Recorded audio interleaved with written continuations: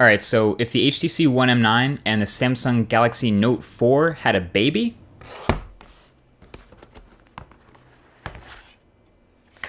yeah, this is what we'd get. This is the HTC One M9 Plus. So, okay, wait a second. We have the HTC One M9 that we see in stores and everyone knows that, but what is this Plus version?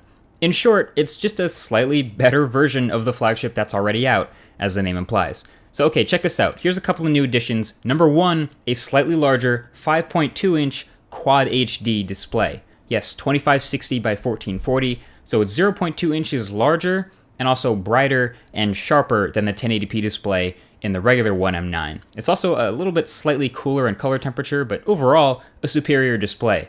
And then at the bottom, as I'm sure you've already noticed, on the front here is a fingerprint sensor. So just like the Samsung or Apple flagships, you can now register a couple of fingerprints to unlock the phone just by touching your finger to the sensor. So no swiping necessary. It's actually really good too. For me, it's been just as fast and accurate as the one in the Apple or Samsung flagship phones. So it's actually not a home button. It doesn't press in at all. It's just a surface that looks like the Samsung home button, but you can't actually wake the device by tapping it. You'll have to either double tap the display or use the actual power button on the side of the phone to get in, and the actual software home button to go home. But once you do get in, it's the exact same software experience as the regular One M9, with just a few differences thanks to it actually being for the Chinese market, which I'll get to in a second. Inside, it's pretty powerful too. It's rocking a 64-bit octa-core 2.2 GHz chip and 3 GB of RAM again. It's not the Snapdragon 810 or anything, but it is packing a lot of power here.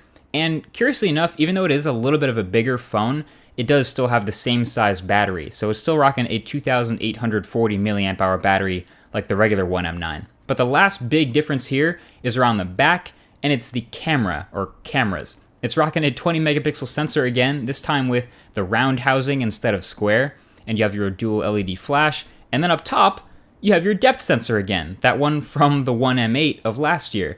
So the M9 doesn't even have this at all. Now you can take your photos with all the glory of 20 megapixels and also still have the choice between some of HTC's corny duo camera effects.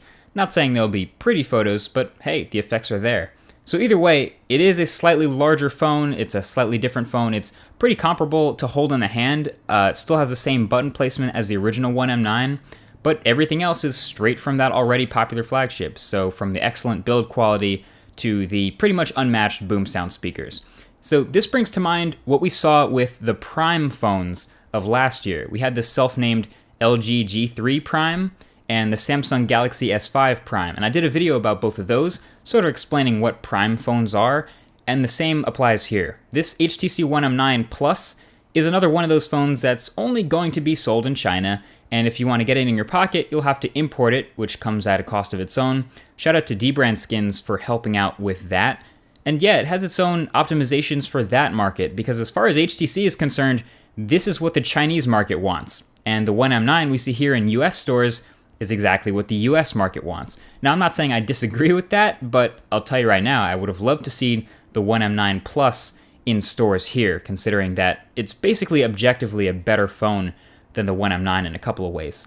Also, there have been rumblings of a Samsung Galaxy S6 Plus, and as far as I know, this photo, which was given to me by an anonymous source, is the first one on the internet of that, so there's your exclusive, and it'll have some pretty similar excellent specs and be a sort of a supersized version of the original Galaxy S6.